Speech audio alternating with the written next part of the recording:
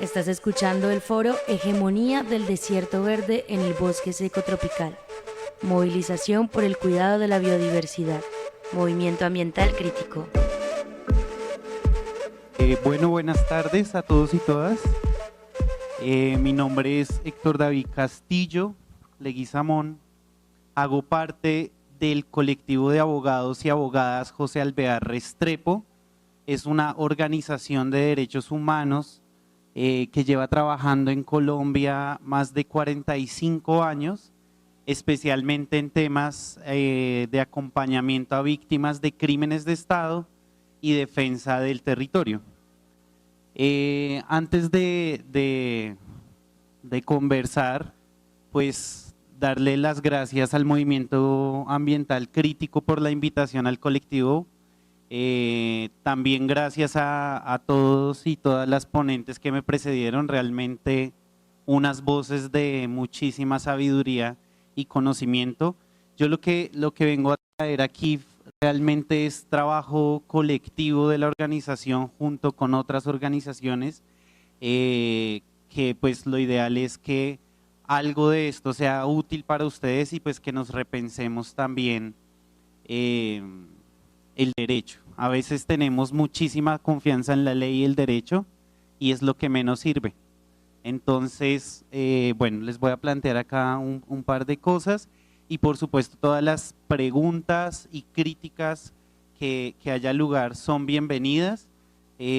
Por ser una organización de carácter nacional no nos asentamos en un solo lugar, sino que estamos atendiendo uno y otro proceso. Eso nos permite conocer un poquito de todo, pero tampoco procesos a profundidad. Entonces podemos muchas veces decir cosas que no vienen al lugar, ¿no? Por eso todo es bienvenido. Estas fotos, antes de que pasemos, estas fotos las puse, las tomé en un recorrido que hice junto a un consejo comunitario en Guachene y Villarrica, y hacen parte especialmente de una finca tradicional que se ha resistido a convertirse en un cañaduzal más en toda esa zona. Entonces me parecía importante iniciar con esto y con ese nombre de resistencia para la defensa de los derechos humanos y la justicia ambiental, porque esta finca tradicional ha resistido a ese enclave y a convertirse en un cañaduzal más, y allí hay diversidad de especies, ¿no? Bueno, ahí hay cacao, mariposas, entre otros. Fue muy interesante las charlas sobre las diversidades de especies hoy. Para que no nos quedemos solo en que no hay nada que hacer, sino también hay resistencias que vale la pena poner aquí de presente. Ahora sí. Y entonces en esta charla estuve pensando mucho, bueno, por dónde iniciar para hablar de derechos humanos y justicia ambiental. Creo que un tema que es clave es iniciar hablando del Estado y el derecho. ¿Y qué dice la perspectiva marxista de crítica del derecho? El derecho es voluntad de la clase dominante en una sociedad determinada erigida en la ley del Estado. Y el Estado de Derecho es un instrumento de dominación al servicio de la clase dominante. Básicamente, en otras palabras, ¿qué quiere decir eso? La ley está construida al servicio de la clase dominante. Y eso nos da un panorama muy distinto frente a la ley. Porque en principio entonces la ley favorecería a nuestros pueblos. ¿Ustedes qué dicen? En principio, si la ley es de la clase dominante, ¿favorece a nuestros pueblos? No, ¿cierto? Desfavorece a nuestros pueblos. Y eso nos da otra visión completamente diferente de la ley. Porque entonces yo ya no puedo confiar y leer la ley y lo legal como lo legítimo, ¿sí? O como lo moralmente correcto, sino que tengo que leerlo en clave de esto bajo cualquier otra interpretación a quien beneficie. Entonces, esta es una primera noción. La segunda noción bajo la cual creemos que es fundamental leer nuestra Constitución y las leyes que nos gobiernan, pues es la del concepto del neoliberalismo, que ustedes ya lo saben, pero aquí tomo un concepto que señala que es un proyecto económico-político transnacional de clase capitalista. Sus manifestaciones concretas y reales se han sentido más puntualmente al nivel de una instalación de una estrategia de acumulación específica llamada común y colonialmente de desarrollo. Rápidamente, para coger un ejemplo, cuando llega un proyecto minero o multinacional o el de la ganadería que hablábamos hoy, se nos habla de un proyecto de desarrollo, ¿sí? Pero esa idea del desarrollo pues es una idea neoliberal capitalista, ¿sí? Y las normas precisamente se construyen bajo la idea de desarrollo. Sigamos con la otra. Y en la ecología política hay unos conceptos bajo los cuales se lee precisamente cómo estas normas o cómo el manejo, cómo se lleva a cabo el manejo del ambiente. Lo que nosotros hemos visto es que las normas ambientales específicamente, para ir aterrizando esto al tema ambiental, al tema agrario, etcétera, se han construido bajo el evangelio de la ecoeficiencia, ¿sí? ¿Qué dice el evangelio de la ecoeficiencia? Está preocupado por el manejo sustentable o uso prudente de los recursos naturales. Entonces vean que empecemos por cuestionar esto ahí. Llama recursos naturales a los bienes comunes de la naturaleza, ¿sí? Inmediatamente les asigna un valor. Propende por un control de la contaminación en contexto industrial, en la agricultura, la pesca, la silvicultura, por nuevas tecnologías e internalización de las externalidades, y tiene un respaldo en la ecología industrial y la economía ambiental. Bajo esta lógica del evangelio de la ecoeficiencia es que trabajan las corporaciones ambientales y la Autoridad Nacional de Licencias Ambientales, ¿sí? Que son las que le hacen control, por ejemplo, a los distintos tipos de monocultivos del país. Entonces, nadie dice que no contamine el agua. Si la contamina mucho, pague, pero tiene un nivel de permisibilidad sobre la contaminación, ¿cierto? O usted haga una ficha de manejo. Por ejemplo, hay una contaminación sobre los peces. ¿Cómo usted va a atender esa contaminación? ¿Cierto? En ningún momento se pone en cuestión decir, oiga, no me contamine ese río, ¿sí? Oiga, no me contamine ese subsuelo, o usted no puede desplazar esa comunidad de ahí. Esa no es la cuestión, sino que la cuestión es cómo hago una administración ecosistémica para sacarle provecho y valor a eso. Esa es la mirada que tienen nuestras normas ambientales. Y se supone exactamente, y de hecho en nuestro ordenamiento jurídico existe el principio de prevención y de precaución. Sin embargo, es de los menos utilizados. Las formas en que se ha encontrado la gente para defender muchas veces sus territorios de grandes espacios de contaminación precisamente han sido esos principios, pero se han aplicado más es en el sistema judicial que por la propia administración. Incluso muchas comunidades llegan y le dicen a los ministerios y a las corporaciones, oiga, aplique el principio de precaución. Y muchas veces no lo hacen porque dicen es que eso es un principio pero no es una ley, ¿sí? Como si los principios no estuvieran por encima de las normas o no fueran una forma de leer las normas. Pero bueno, ese es otro debate. Rápidamente entonces, esto nos genera una gran cantidad de conflictos socioambientales que se caracterizan por la participación de múltiples actores en la que hay comunidades locales, empresas, organizaciones gubernamentales, grupos ambientalistas, una dimensión territorial, eso se manifiesta específicamente en un territorio. Hay una confrontación entre esos actores, hay diferentes intereses y muchas veces tienen una dimensión histórica. En muchos de los conflictos socioambientales de sus territorios hay antecedentes históricos, por supuesto, y de ocupación. En el tema de la caña hay antecedentes de esclavitud, concentración de tierras, desplazamientos, etcétera, ¿cierto? En Bosque Galilea, por ejemplo, hay antecedente de ocupación en esas zonas, desplazamientos. Bueno, cada uno de los contextos tiene una dimensión histórica que es importante poner de presente y leerlo bajo esa línea. Cuando se interpreta la ley sin la dimensión histórica, puede ser arbitraria también. Vamos con la siguiente. Y otra noción que es fundamental y que es necesario empezar a poner de presente es la interferencia corporativa. ¿Qué es la interferencia corporativa? Son acciones que adelantan empresas, gremios e industria privada o las federaciones. Ustedes han escuchado Fedepalma, Fedegan, ¿cómo es que se llama la del azúcar, lo de la de la caña? Azocaña, ¿cierto?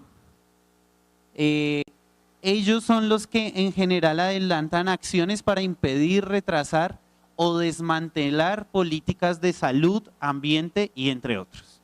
Así como la clase obrera se organiza en sindicatos, ellos se organizan por intereses y organizan las federaciones y las asociaciones. Entonces cuando nos dicen es que ustedes tienen sindicatos, sí, pero ustedes tienen federaciones y tienen asociaciones para defender sus intereses. Pues los trabajadores pueden tener sindicatos para reivindicar sus derechos. ¿Y qué estrategias entonces usan para la interferencia corporativa? Entonces tienen cabildeo en el Congreso y negociación con legisladores, ¿sí? Es decir, tienen profesionales que se preparan para negociar ciertos votos a favor o en contra de políticas de salud o ambientales. Por ejemplo, hubo un impuesto a las bebidas azucaradas y a los comestibles ultraprocesados, desde las papitas, las bebidas, las gaseosas, ¿cierto? Y hubo una gran cantidad de profesionales contratados por las industrias de bebidas azucaradas, ¿sí? Incluso por Azocaña, para votar en contra del impuesto, ¿sí? Porque no les beneficiaba a ellos. Entonces tenemos cabildeo en el Congreso, pago de expertos con conflicto de interés. Esto es científicos que, por ejemplo, dicen, no, el azúcar no da diabetes, ¿sí? Por ejemplo, ¿sí? O es como si yo dijera que la cocaína no genera adicción, ¿sí? Pero resulta que a mí me pagó una empresa que genera cocaína, para dar un ejemplo exagerado, ¿cierto? Eso mismo sucede con el azúcar o los ultraprocesados. La cooptación de medios de comunicación. Hace poco, y acá ponían el ejemplo de que en La Calera estaba Coca-Cola haciendo cooptación de agua, específicamente a través de su empresa Manantial, y era la por la que estaba pagando 14 pesos por metro cúbico. Y en Caracol dieron la noticia, dice, polémica porque embotelladora sin nombre, ¿sí?, capta agua en La Calera y la gente no tiene agua. O sea, ¿por qué no decían que era Coca-Cola? ¿Cierto? Exactamente, porque ellos cooptan los medios de comunicación a través del pago de publicidad, etcétera. Difusión de argumentos falaces que generan miedo económico. Por ejemplo, decían que si dejaban de vender gaseosas, los tenderos se iban a quebrar.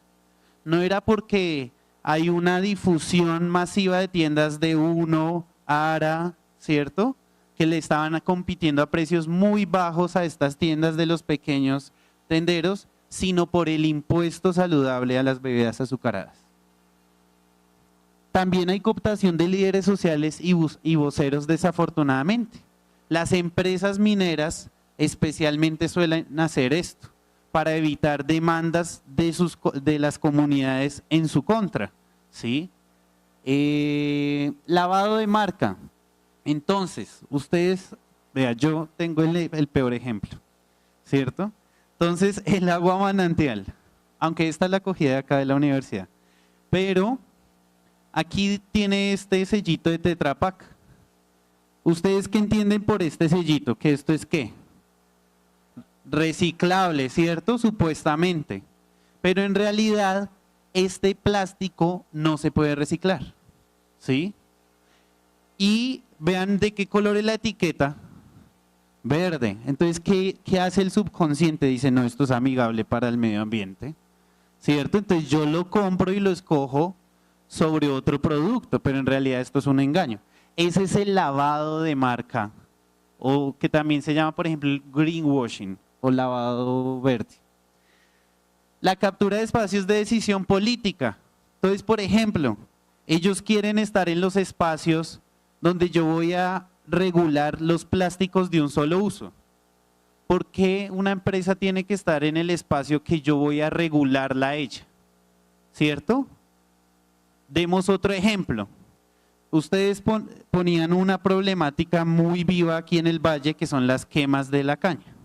Entonces digamos que hacemos una acción jurídica y ordenan hacer una regulación sobre la emisión de gases, de los gases y de todo el material, de las micropartículas que saca la quema de la caña. Y entonces la empresa Azocaña llega y dice, oiga, pero yo tengo derecho a participar en ese espacio. ¿Y por qué si a usted la van a regular? ¿Usted por qué va a participar de su propia regulación? ¿Eso tiene sentido? Hay conflicto de intereses, ¿cierto? Porque es que yo voy a participar para que me regulen lo menos posible o para que quede una redacción tal que eso no me afecte en absoluto. Utilización de puertas giratorias. Entonces las puertas giratorias son, se refieren a funcionarios que hacen parte del sector público y el sector privado y que muchas veces están dentro de las instituciones para regular a favor del sector privado, ¿sí? Demandan judicialmente las normas. Por ejemplo, tenemos demandado el impuesto a los alimentos ultraprocesados. Cuando usted vea en una etiqueta que los ingredientes son más de 3, eso ya es un alimento ultraprocesado, para que entienda. Entonces, por ejemplo, el jamón Pietrán que dice que es fitness, saludable, que no lo va a engordar, que no sé qué, es cierto, y usted mira detrás los ingredientes y tiene como 10 ingredientes, ese es un alimento ultraprocesado y le va a hacer daño, ¿sí? Por más que le cambien, y entonces imagínense que hay muchos alimentos vegetarianos que son ultraprocesados, tienen más de 10 ingredientes, y la industria hizo una demanda diciendo que el impuesto discriminaba a los vegetarianos. O sea, ellos usan también los argumentos del movimiento social para hacer demandas judiciales, ¿sí? Y por supuesto, hacen intimidaciones, estigmatizaciones y presiones indebidas. Sí, sigamos con la próxima. Prometo que voy a acabar pronto. Entonces, la interferencia corporativa se convierte, para que lo aterricemos a este foro, en una amenaza a la biodiversidad. ¿Por qué se convierte en una amenaza a la biodiversidad, especialmente en contexto de crisis climática? Por ejemplo, si Azocaña tiene monocultivos o representa a un gremio de empresas que tienen monocultivos de caña, ¿ellas qué van a defender? ¿La biodiversidad de especies o el monocultivo?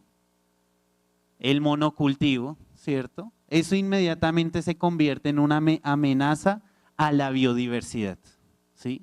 Vea que si yo lo posesiono de ese modo, es más difícil que me lo rebatan, ¿sí? Nos toca, y eso es cómo buscamos ejemplos y argumentos sencillos para que otras personas comprendan la gravedad de este asunto. Entonces, ¿qué es necesario frente a esa interferencia corporativa? Identificar las prácticas, que eran las prácticas que teníamos en la diapositiva anterior. Por ejemplo, cuando le están metiendo miedo a la gente, ¿sí? Y decirle, oiga, eso no es cierto. O investiguemos a ver si es cierto eso. Exponer entonces esas prácticas después de que yo llego e investigo, entonces llamo a una reunión y les digo, oiga, no es cierto que el impuesto esté quebrando a las tiendas, porque hay unos estudios que muestran que no, está quebrándonos, es el de Uno, es el ARA, para dar el ejemplo, ¿no? Y en ese sentido nos toca desmitificar esos mitos creados por la industria. ¿Qué también necesitamos? Y acá ya lo estoy aterrizando muy genéricamente, pido disculpas si no es acertado, al Valle del Cauca y al norte del Cauca. Entonces, ordenar el territorio alrededor del agua y la restauración, ¿sí? Como por ejemplo, hago corredores agroalimentarios alrededor del agua, ¿sí? No como pongo la minería alrededor del agua, ¿sí? Y por supuesto hay muchas más, pero no las voy a desarrollar todas acá. Sigamos. Entonces, de esos recorridos y ese acompañamiento a ciertos consejos comunitarios que ha hecho el colectivo, nosotros ¿qué problemas hemos identificado? Bueno, y a comunidades indígenas también. Entonces, monocultivos, que ustedes ya hablaron largamente de eso, caña de azúcar, eucalipto, especialmente en el Cauca, por parte de la empresa Smurfit Kappa, y aguacate. Un tema del que se habló por encimita, pero no se profundizó, es el uso de agrotóxicos, ¿sí? Por ejemplo, el uso de glifosato. Yo creo que para caña de azúcar se usa glifosato. Entonces tenemos un gran debate porque además el glifosato permanece muchísimo tiempo después de su aplicación en las fuentes de agua. No sabemos hasta qué punto estemos tomando agua contaminada con glifosato. El establecimiento y la expansión de la zona franca. Entonces, la zona franca, ¿dónde se encuentra? Entre Guachena y Villarrica, si no me equivoco, ¿cierto? Y Puerto Tejada, ¿sí? Estas zonas, y eso tiene que ver, estos tres últimos, especialmente en estas zonas, son visibles. En estas zonas entonces uno va y hay todo un ordenamiento de esa industria y una zona donde salen los desechos. Pero ¿dónde van a parar los desechos de la zona industrial? En el río Palo, ¿sí? Y entonces cuando la Corporación Regional del Cauca va a hacerle control a la industria, de repente no sale ningún residuo hacia el río Palo. Y eso, pero además no solo la zona franca es la que genera ahí daños ambientales, también está la minería de arcilla y arrastre. Entonces la minería de arrastre, pues básicamente son estas retroexcavadoras sacando piedra y arena de las riberas de los ríos. En el río Palo hay una gran problemática de eso también. Y la minería de arcilla, en que hay espacios de tierra que ya no sirven para el monocultivo de caña, están siendo cedidos para la extracción minera.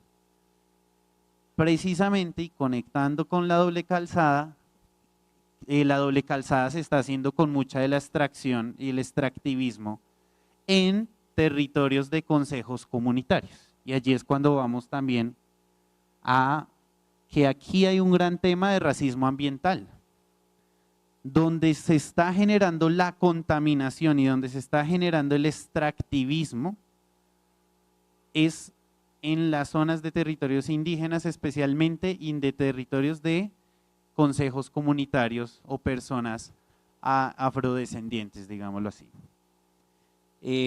Antes el río Palo era un símbolo de libertad en la colonia.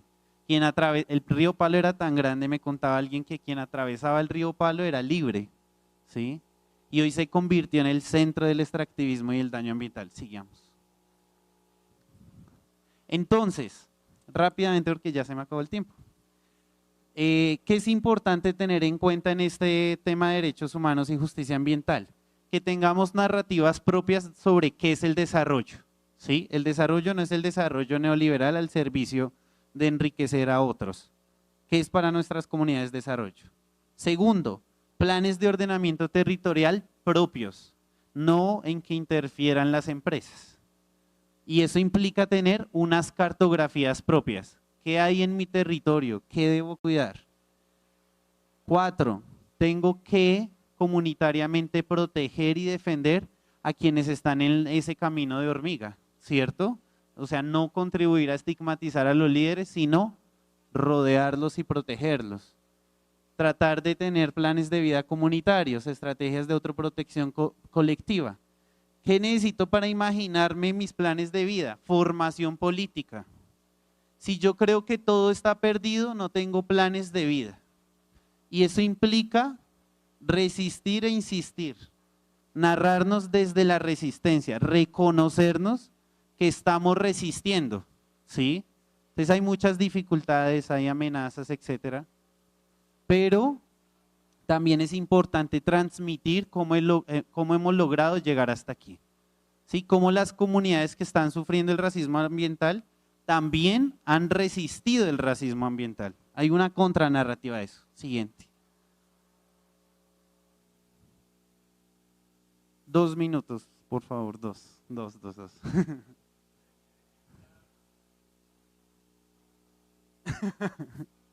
Entonces, ¿cuál es la propuesta que se ha construido desde el colectivo de abogados y abogadas?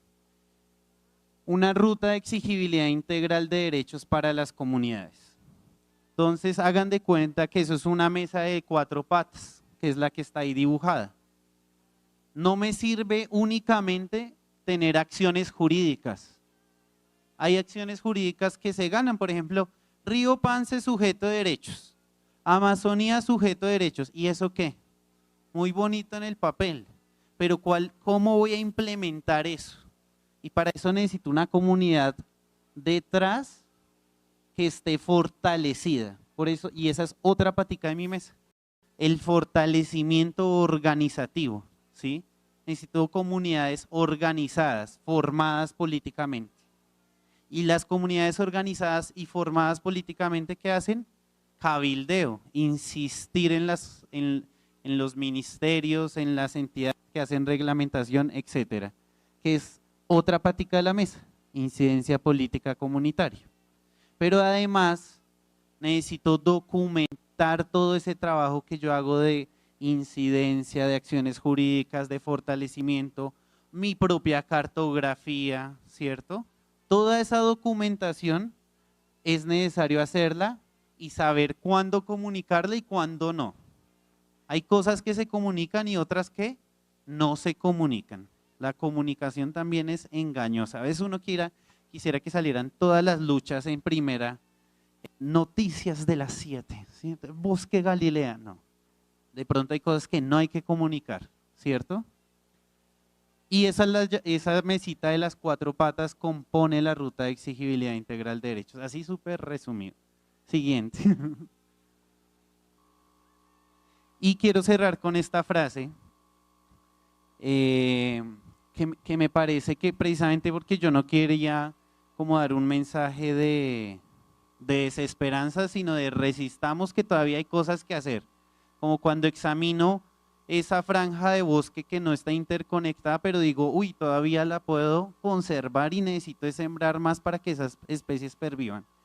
Y es esta frase de Silvia Rivera Cusicanqui que dice: pienso que es un privilegio vivir en un espacio desde el cual se puede experimentar y repensar cosas como la desobediencia organizada, la resistencia comunitaria, las formas comunales de autogestión, la desprivatización de facto de los servicios y espacios públicos, las formas alternativas de hacer política desde lo cotidiano que nos ayuda a defendernos de las lógicas perversas del sistema capitalista. La pelea por resistir la privatización del agua, del aire, de los bosques y cordilleras se extiende a todos los niveles. Considero que hay que formar colectivos múltiples de pensamiento y acción, corazonar y pensar común, para poder enfrentar lo que se nos viene. Frente a eso hay que recuperar saberes que están escondidos. Estos tienen que ver con maneras de enfrentar las crisis ambientales, las crisis de servicios, las crisis de abastecimiento. Hay que estar listos. Muchas gracias. Bueno, gracias a David. Me descargó la parte más complicada y es meterse uno cuando no es abogado en esos conceptos. Exactamente estaba haciendo eso, tachando lo que iba sacando David. Yo quiero partir de algo que él señaló iniciando, y es la ley, lo que llamamos justicia, es el producto,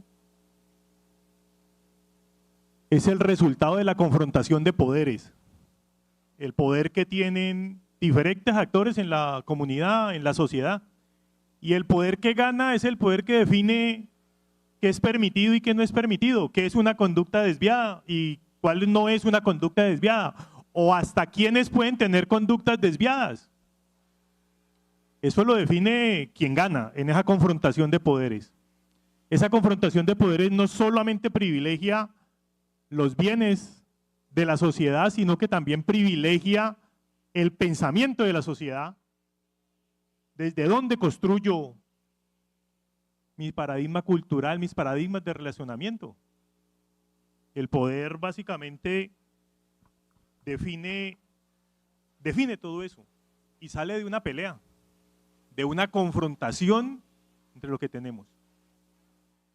Hoy por hoy, la legislación ambiental existente en el país y la legislación en todo su entorno, incluida la Constitución del 91, con los principios que no se usan, y no se usan no porque los jueces no los puedan utilizar, no los usan porque es que no quieren ir en contra de los poderes que están por encima de ellos.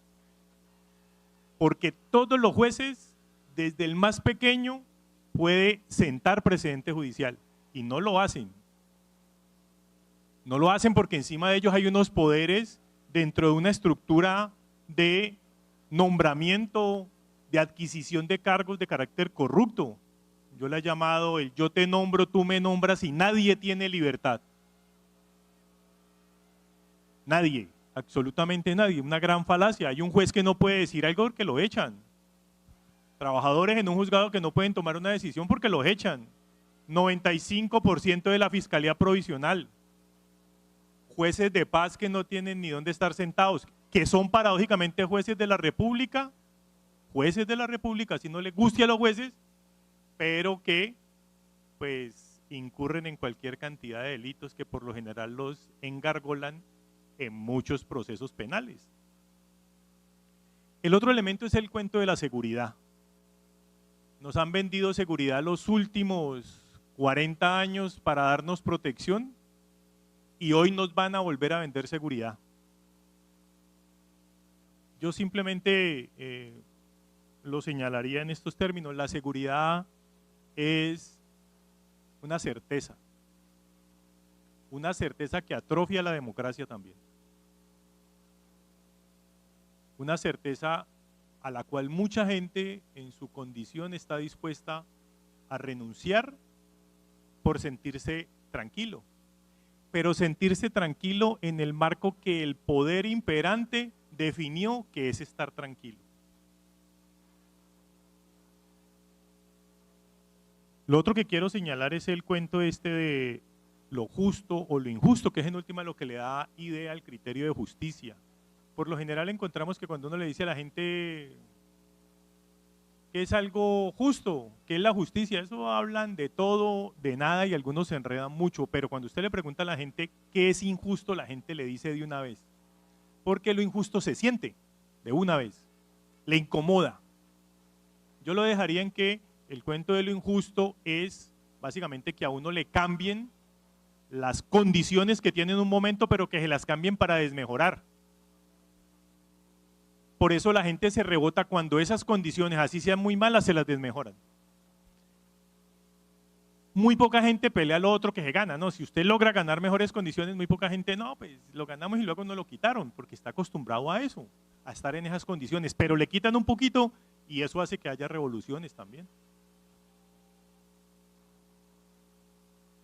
Esos valores que han triunfado, esas ideas de ver y de convivir, se lleva a lo ambiental.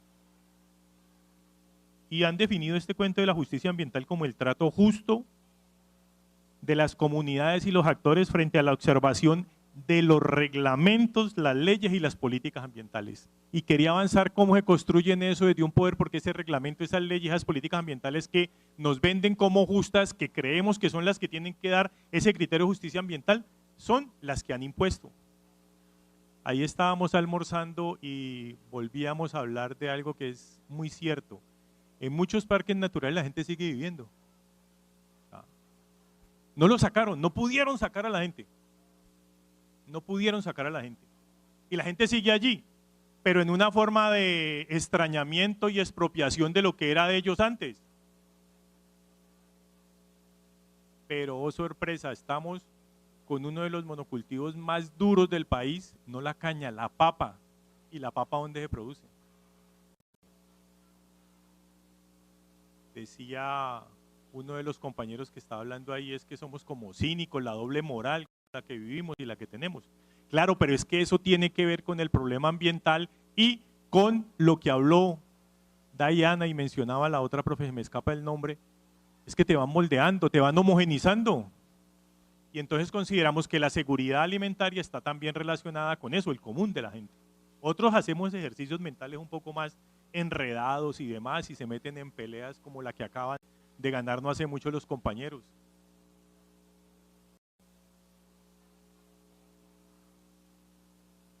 Básicamente lo que pretende la justicia ambiental es que no se presente un daño y que todos podamos tener acceso a eso que está en la naturaleza, nos podamos beneficiar. El problema es que como las leyes las imponen unos, pues hay unos que se benefician más que otros, hay unos que rentan más. Allí creemos que hay que venir acuñando la idea de esos delitos contra el medio ambiente y llevarla mucho más a las comunidades.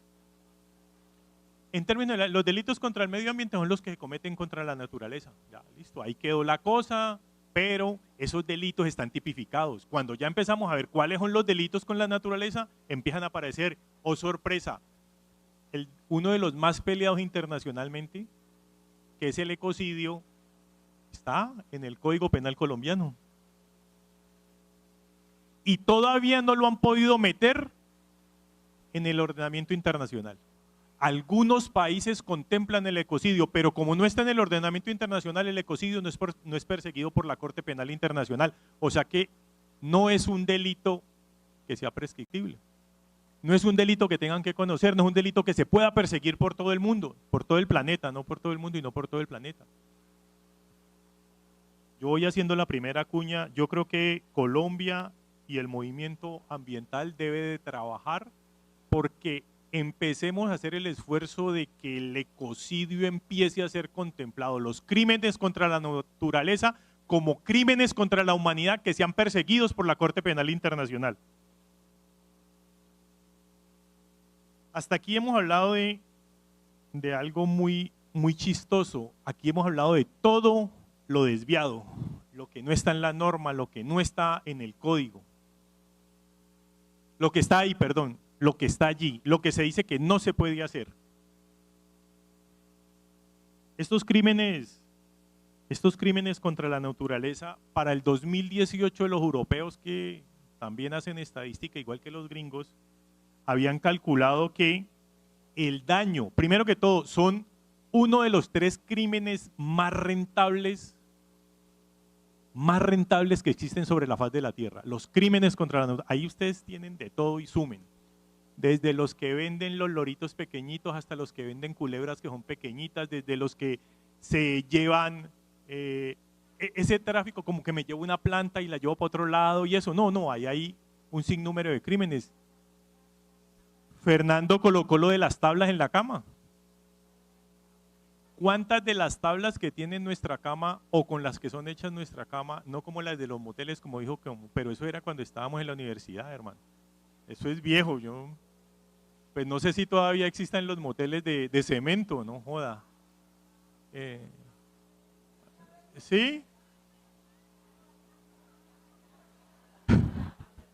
Pues yo creo que sigue yendo al lado del hospital, hermano. Entonces, allí la gran pregunta es ¿cuánta de esa tabla que se usa para eso y para el resto de construcciones es obtenida por lo menos legalmente? Y todo eso hace parte de esos delitos que son tan rentables, hacen parte de los 3 delitos más cometidos en el mundo, pero que además le generan pérdidas. Para el 2018, los europeos habían calculado, Interpol había calculado que le generaban 218.000 millones de dólares al año a los países. ya ustedes pueden hacer la conversión. Pues los que tenemos más, pues vamos a perder más que los que tienen menos. Y en un cálculo que hacía la misma Interpol, la Interpol decía que eso tenía un crecimiento del 7% anual. Entonces hagan cuentas, del 2018 al 2024, súmenle a eso así, el 7%, más o menos eso es la pérdida que tienen los países, y países como el nuestro, que son entre comillas muy ricos en biodiversidad, pero muy sensibles, pues tenemos mucha más pérdida que otros. Pues sí perdemos más que los suizos, los suecos o que Haití, valga el ejemplo, que no tiene nada que perder ya, no tiene un árbol que talar. Esa idea de ecocidio no es nueva. Por ahí, buscando en literatura, encontré que la primera vez que empezaron a usar la palabra ecocidio la usaron cuando la guerra de Vietnam. Desde allí empezó esta puja porque esos crímenes, pero ojo, lo que se persigue allí es una práctica humana en el marco de la guerra. En el marco de la guerra que está proscrita por la misma guerra. Entonces, por eso hay unas armas permitidas en la guerra y todo eso. En otro momento se verá eso. Las bombas de racimo son producidas en la guerra. El napal no es permitido en la guerra. La gente naranja no es permitido en la guerra. Los cosos para quemar a la gente tampoco son permitidas en la guerra. La munición que tiene plástico no es permitida en la guerra, pero obedece a confrontación entre estados o entre naciones. Ya ha cambiado mucho eso, ya casi todas las confrontaciones no son entre estados y naciones, pero siguen siendo una tipificación de prácticas de guerra que son perseguidas. Y el ecocidio empezó a ser, se vio que en Vietnam era una práctica que los gringos desarrollaron sistemáticamente para acabar con la insurgencia vietnamita. Tanto así que después se dieron cuenta, ganaron, los vietnamitas le ganaban a los gringos, jodieron a los franceses, jodieron a media humanidad, y todavía no se reconoce el ecocidio como un crimen contra la humanidad. ¿Por qué contra la humanidad? Porque atentar contra la naturaleza es atentar con la posibilidad de permanencia de los seres humanos. No lo quiero ampliar más para no meterme en discusiones más gruesas, pero la posibilidad que los seres humanos tienen de vida sobre el planeta Tierra está muy atada a que no se desarrollen estas prácticas ambientales que acaban con la naturaleza, con un ecosistema, porque cuando se acaba con el ecosistema, se acaba indudablemente con todo, o se pierde la posibilidad de que toda la vida que esté ahí se extinga. Yo quisiera hablar, para terminar, de el problema de las formas legales, porque es que estamos hablando de lo que está penado en los códigos, pero nunca hablamos de cómo hay ecocidio utilizando la legalidad, utilizando la norma, utilizando el permiso de la CBC, utilizando el permiso de las corporaciones, utilizando los fallos de los jueces.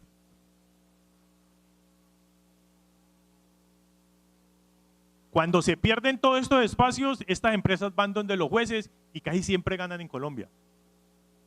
Y cuando ganan allí, van más arriba y arriba le ponen talanqueras. Vuelve y juega. El problema de la norma y la estructura como está construido el aparato jurídico tiene la manifestación específica de un poder que ganó. Y no fue el de nosotros los pobres. El de la pobrecía no ganó. Y eso que seguimos en la idea de que los pobres somos más, y los pobres somos buenos, y los pobres esto, y entonces nos creímos ese cuento y nos están metiendo a que los pobres arreglemos el problema de la posibilidad de vida de la humanidad sobre el planeta Tierra.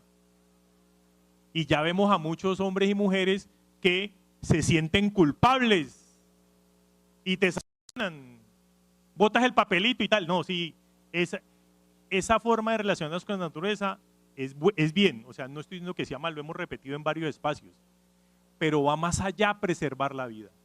Las profesoras esta mañana, mejor dicho, resolvieron el problema y no hay ni que mencionarlo, resolvieron casi todo lo que teníamos que resolver frente a esa relación con la naturaleza, hombre. ¿Ah?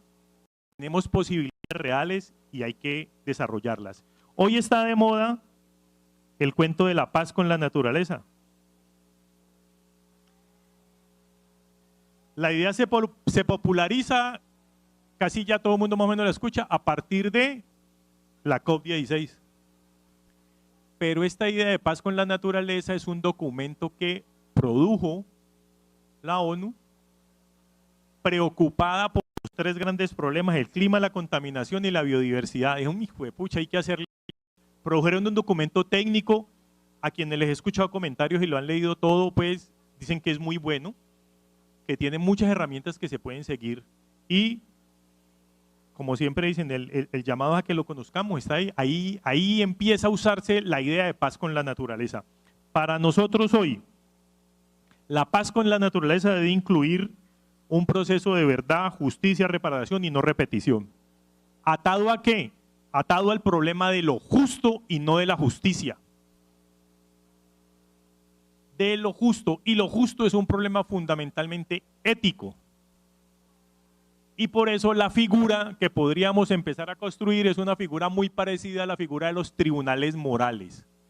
Vamos a interlocutar con esta gente que legalmente acaba con la naturaleza desde el problema de la ética y lo justo, y allí podemos vincular a los profesionales, porque los profesionales, no los que tienen solo el cartón, sino los que actúan de forma profesional, tienen una ética y unos códigos que deben cumplir. Yo escuché a varios seguir la línea de Luis, donde les pregunta, pero ustedes son profesionales, están vendiendo por 3 pesos y cambian el concepto. En esa lógica, los principios de prevención y precaución juegan un papel muy importante. Porque ya el problema no es que usted lo haga legalmente, es que usted debe prevenir así esté actuando legalmente. Es que usted debe tener la precaución así esté actuando legalmente, así tenga el permiso de la corporación, así tenga el plan de manejo ambiental. Yo debo de funcionar como empresa o como empresario o como profesional teniendo en cuenta ese criterio ético y moral de prevención y precaución frente al daño que yo puedo estar ocasionando. Hay muchas cositas que se van sabiendo. Uno, el cambio de la dieta alimentaria en el Valle del Cauca.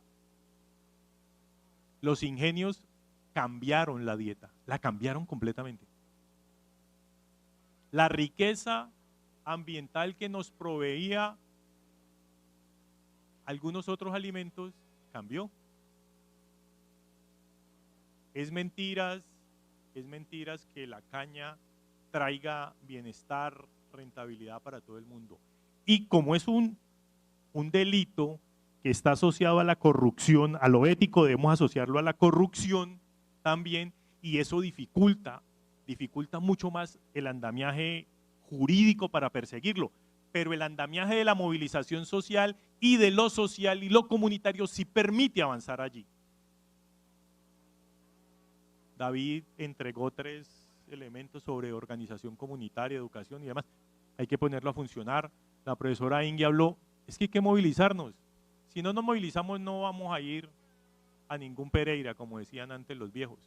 Es importante que tengamos en cuenta eso. Y algo, cierro con esto, algo que dijo Luis, la idea del que contamina paga. El liberalismo se dio cuenta que lo mejor era multar a la gente, para que la gente no cometiera sanciones. Y funciona. El gran problema es, ojo, el gran problema es ¿cuál?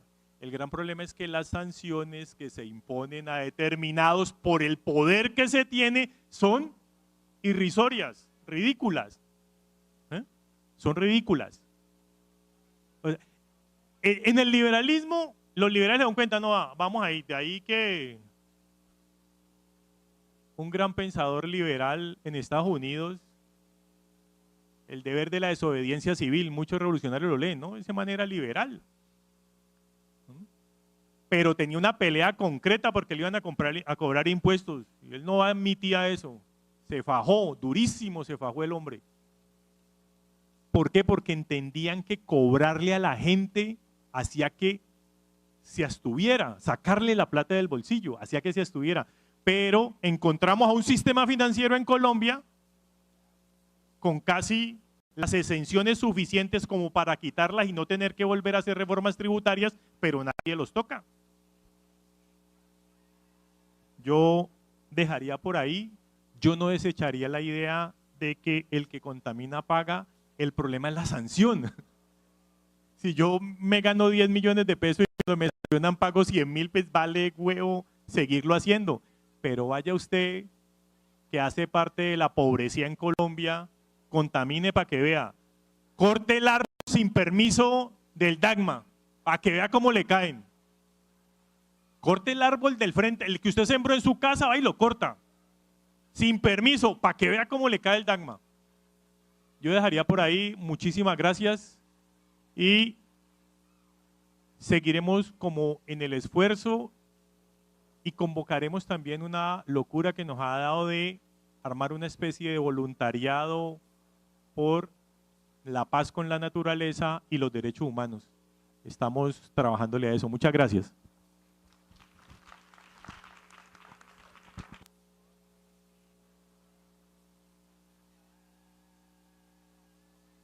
Bueno, muchas gracias a los compañeros Vladimir y David por sus intervenciones. Aquí tenemos 3 preguntas que recogimos de parte pues, de ustedes, el público. Bueno, 4. Vamos entonces a intentar hacerlo en el orden en que las recogí. La primera es, ¿qué artículos y qué sentencias de apoyo al medio ambiente hay en casos de que este pues, no se cuide? Esa es la primera pregunta. La segunda pregunta, pues parece que va orientada hacia el Ministerio Público. Voy a leerla así como la interpreto. Para el Ministerio Público es ¿qué mecanismos de protección existen para el medio ambiente?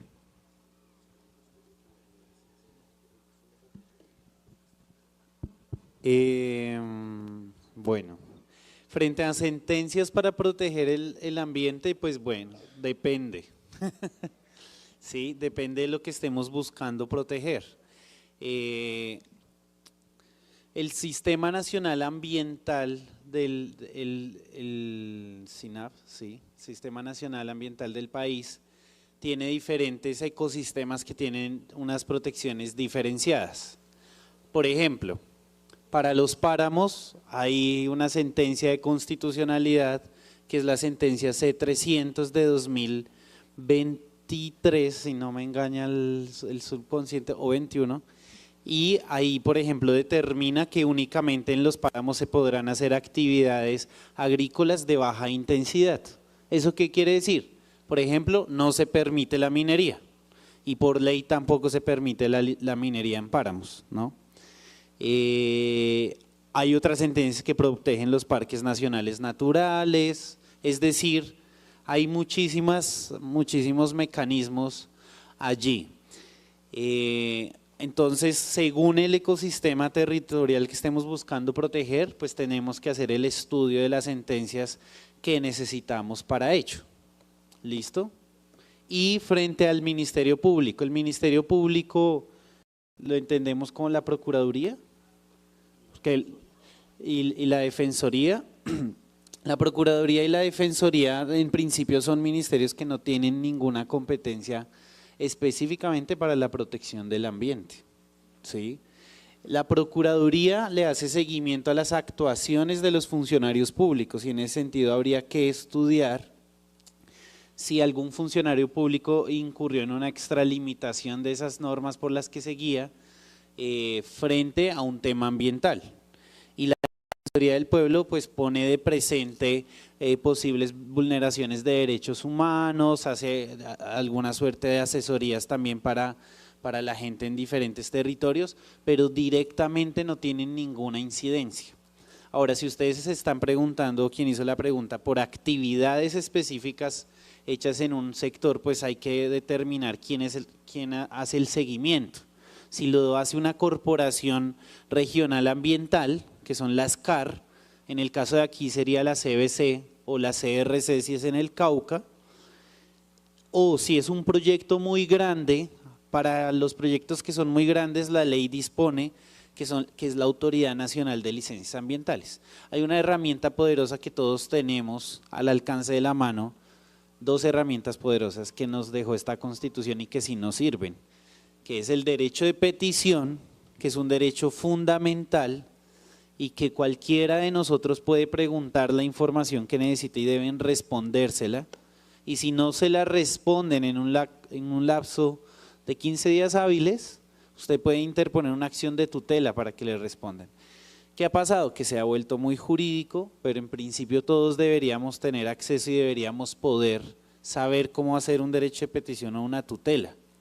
Si eso no lo saben hacer, esa es una muy buena actividad de fortalecimiento organizativo, que aprendamos a hacer derechos de petición y acciones de tutela. No tienen que ser muy complejas, pueden ser básicas, porque ese es un mecanismo que nos permite acceder a la justicia y a la información. Yo diría eso. No sé. Y nada que han podido solucionar el asunto, porque definitivamente todo el mundo se lava las manos, incluyendo la corporación. Y esta gente está desesperada porque les van a pasar la carretera por el medio del colegio y el colegio va a desaparecer. Y no me parece justo. Entonces, pues, qué pena, dice el abogado aquí. Claro que sí. Sí. ¿Quién me echó el agua? Bueno, yo creo que es fundamental, antes de tomar, las acciones jurídicas son de doble filo. ¿Por qué? Porque las decisiones pueden beneficiarnos o pueden definitivamente confirmar nuestras peores pesadillas, ¿cierto? Entonces, para poder evaluar los riesgos de una acción jurídica necesito toda la información. ¿Qué es lo que yo haría en este caso? O sea, mi primer paso es pedir toda la información detallada de todas las empresas que están haciendo la subcontrata ahí con sus licencias ambientales y con sus permisos. Hay una característica fundamental de las licencias ambientales, es que se debe garantizar el derecho a la participación ambiental. Entonces, esa es otra de las preguntas que yo haría. ¿Cómo se garantizó el derecho a la participación ambiental? Ahora, consejo, cuando llegue cualquier empresa, incluso el propio Estado, y me perdonan aquí los funcionarios, si hay funcionarios del Estado, pero eso es lo responsable como yo abogado que salió del pueblo y es para el pueblo, y es no firmen listados, porque los listados básicamente es una confirmación de lo que un tercero fue a hacer, ¿sí? Y muchas veces no comprendemos la dimensión jurídica de lo que nos están diciendo. ¿Por qué? Porque hay una asimetría de poder. ¿Qué es una asimetría del poder? Mientras el funcionario o el abogado de la empresa o quien vaya a presentarle a usted información sabe de lo que está hablando, usted no entiende todo completamente de lo que le están hablando. Y de pronto con otras palabras, usted firma o le socializan, ¿cierto? Y luego dicen que lo informan y pasa luego algo que usted no esperaba que sucediera y sacan el listado. Y dicen que usted estaba ahí y sabía que eso iba a pasar. Entonces, eso es un consejo que doy ahí de paso frente a este tema, porque muy probablemente pasó eso en la vía. Entonces, pediría la información, ¿sí? Y yo evaluaría, como seguramente en los polígonos, entonces tengo que pedir la información de los polígonos, las empresas, y que tienen en común que tienen un solo contratista. ¿Y qué yo haría? Como tienen en común que es un solo contratista para un único proyecto, evaluaría demandar para que se salga de la CRC. Para hacer una evaluación del impacto ambiental porque es mucho más grande. Esa es una nueva estrategia que tenemos que tumbar los abogados de las empresas, que es subdividir los polígonos y hacerlos más pequeños para que queden en las corporaciones. Porque cuando los polígonos están más pequeños en las corporaciones y las corporaciones no tienen suficiente personal, no necesariamente todas las corporaciones son corruptas, yo no voy a decir eso. También sucede muchas veces que hay tantos proyectos, no más sucede en la ANLA, que por ejemplo la ANLA, hay tantos proyectos en el país que los funcionarios podían hacer seguimiento a cada proyecto cada 4 años. Entonces ahora imagínense en las corporaciones ambientales, y ese es un problema de Estado que tenemos que preguntarnos. Entonces, claro, ¿qué hace el funcionario subcontratado? Va, revisa rapidito, le toca ir a legalizar los viáticos, o sea, eso es no es una actividad realmente de inspección y vigilancia de Estado, ¿sí? Ahora, la ANLA igual es más poderosa que las corporaciones regionales, entonces yo buscaría por el argumento de que es un proyecto con mayor impacto que solo un solo polígono, sino que tengo que verlo todo completamente en conjunto cuál es su impacto y que por tanto quien tiene competencia de evaluar es la ANLA y no la Corporación del Cauca, ¿sí? Así por encima, o sea, yo estoy diciendo así. Y frente al colegio también, sus peticiones específicas, ¿sí? Yo creo que el colegio de pronto no ha firmado nada, puede que de pronto le inicien un proceso de expropiación ahí. Habría que evaluar ahí con detalle esas acciones, ahí sí, con muchísimo más detalle. Si ya está algo en curso, pueden tutelar derecho a la participación para frenar inicialmente. Porque en esto, y la última cosa que voy a decir, la manera en que está planteada la ley y el Estado es para que los proyectos de lo que se llama desarrollo sean ejecutados. Entonces ustedes en las actividades de participación y socialización lo que dicen es, bueno, opine, ¿sí? Pero eso ya se va a hacer. Entonces básicamente es, ¿con qué salsa quieren ser comidos? ¿Sí? O sea, en la discusión no está si no quieren ser comidos, no, sino con qué salsa. Entonces, si con tomate o solo con cebolla. ¿Sí? Listo, ya. Sí, la estación. Pero la estación iba a quedar se iba a perjudicar varias cuadras donde había un parque, más iba a perjudicar el personal a las casas, ¿no? Entonces allí lo que se hizo fue que todas las juntas nos unimos y hicimos movilización y le dijimos, se hizo un documento, se le dijo al alcalde que el mío, los empresarios que trajeron ese proyecto, ellos no lo habían socializado, por lo tanto la gente no sabía por dónde iba a pasar o qué iba, y cuando ellos dijeron que había que desocupar toda esa gente de 3, 4 plantas, y usted sabe que la valorización, ellos le llevan la valorización a lo más bajo, esa gente iba a salir perjudicada. Pero lo que dijo y lo que funciona en nuestro medio, desgraciadamente en Colombia, es la movilización. Pararse de frente y luchar y mostrarle que ellos no tienen la razón, que bajo sus intereses no pueden perjudicar a la comunidad. Y logramos, no la hicieron, se logró ese paso. No, excelente ejemplo, felicitaciones. Vale, yo seguiré entonces acá con las preguntas que teníamos. La siguiente es, quisiera saber desde hace cuánto aproximadamente se habla de racismo ambiental. La persona pues que hizo la pregunta quisiera aprender un poco más del contexto e información en el tema. Bueno, así rápidamente, es un concepto que nació en las comunidades negras de los Estados Unidos, ¿sí? Porque especialmente la explotación de hidrocarburos se hacía en los barrios de las comunidades negras. En los Estados Unidos hay una comunidad, en New Orleans, por ejemplo, tengo ahorita ese ejemplo, y entonces en New Orleans la explotación de hidrocarburos se hacía justamente en el patio trasero, ellos llaman el backyard, el patio trasero de ellos. Entonces, quienes mayor contaminación recibían de la quema de esos hidrocarburos eran esas comunidades. Cuando pasó el huracán Katrina, las comunidades que perdieron todo fueron las comunidades negras y quienes tenían mitigación frente a los efectos del huracán Katrina eran las comunidades blancas. Hay un libro maravilloso de Naomi Klein que se llama Esto lo cambia todo, que habla sobre ese tema. Y por supuesto, seguramente hay autores aquí en América Latina que han hablado del tema, pero lo tengo presente por ese caso específicamente. Listo, David, gracias. La siguiente pregunta también fue pues, para ti.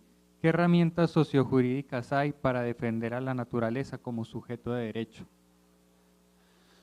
Bueno, eso es una gran discusión, porque cuando les voy a dar dos ejemplos. El primer río en Colombia que se declaró como sujeto de derechos fue el río Atrato.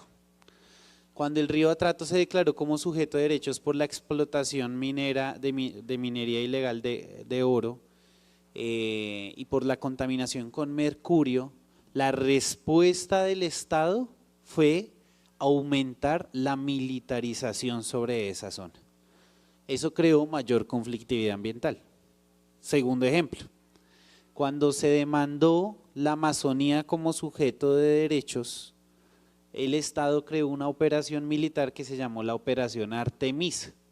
Y la Operación Artemisa llegaba donde campesinos, que claro, habían talado, pero no eran grandes taladores de selva, les quemaba la casa, les mataba a los animales y judicializaba con los delitos ambientales a la gente más pobre, ¿sí? Porque el derecho penal se usa más que todo para los pobres. Entonces, es muy complicado pensarse la naturaleza como sujeto de derechos en ese sentido porque puede dar lugar a muchas arbitrariedades, ¿sí? Y nosotros finalmente hacemos parte también de la naturaleza, o sea, la naturaleza no existe ahí como un ente independiente, sino de que las conflictividades socioambientales suceden en un territorio geográfico con ciertas situaciones. Antes entonces de decidir si hacemos una acción jurídica para declarar cualquier elemento ecosistémico como sujeto de derechos, tendríamos que pensarnos cómo hacerlo y qué medidas proponer. Además, porque los jueces no saben, ellos hacen declaratorias generales, como se declara la Amazonía sujeto de derechos. Luego son quienes están haciendo las reglamentaciones, quienes deciden cómo llevar a cabo la ejecución, que muchas veces puede dar lugar a la arbitrariedad. Entonces, toca pensar. Vale. Y la última pregunta, pues, para los dos. ¿Cómo poder hacerles entrar en razón a las corporaciones que es un racismo ambiental? Para que no solo se sigan las constructoras de lo que es el desarrollo. No, yo creo que más allá de hacer entrar en razón, los funcionarios siempre van a responder que ellos se están sujetando a sus competencias. Y eso les toca además porque si no les abren procesos disciplinarios, o sea, es una realidad. Y más con esta procuraduría que tenemos en este momento, que por respirar abre procesos disciplinarios. Entonces, ¿yo qué es lo que creo? Donde primero se debe posicionar el debate de racismo ambiental y se debe pensar es en la propia comunidad, ¿sí? La comunidad debería pensar ¿por qué, por ejemplo, que la zona franca vacíe sus desechos sobre el río Palo es racismo? Y no, perdón que vaya a dar este ejemplo, y no sobre el río Pance o sobre el río Cali. ¿Sí? O sea, ¿por qué en un sector y no en otro? Ahora, yo no quiero decir que se vaya a otro sector, no. Pero lo hace en un sector donde hay unas comunidades específicas. En este caso, en las riberas del río Palo son comunidades étnicas. Y allí es donde vacía todo esos, y son comunidades además, segundo ejemplo, que las comunidades logren reflexionar cuál es su papel en ese supuesto desarrollo. ¿Ocupan los puestos directivos de las zonas francas? ¿Se están beneficiando de los ingresos que tiene la zona franca? ¿O están ocupando los trabajos más precarizados y que los va a enfermar más a futuro? ¿sí? Cuando la gente interioriza eso, se arma una revolución, ¿sí? Porque la gente empieza a comprender que no puede ser que esté condenada a eso. En cambio, cuando la gente la convencen de que eso es el desarrollo y no puede perderlo, ¿sí? De que vale la pena perder su salud por ese futuro supuestamente. O sea, tampoco es que no es responsabilidad de la gente, pero sí tiene mucho que ver con cómo piensa la comunidad.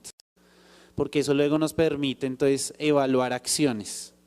Si la comunidad no está convencida de eso, yo no hago una acción jurídica como abogado. Yo podría hacerla, pero luego puede ser malo para la gente.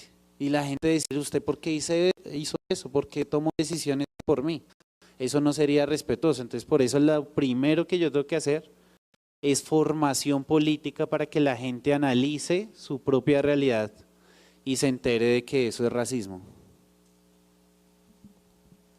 Yo quiero aquí meter un mochito en lo que dice David y es algo que hay que romper. Poner en tela de juicio el problema de la justicia como tal y de la justicia ambiental como tal, ponerla en tela de juicio.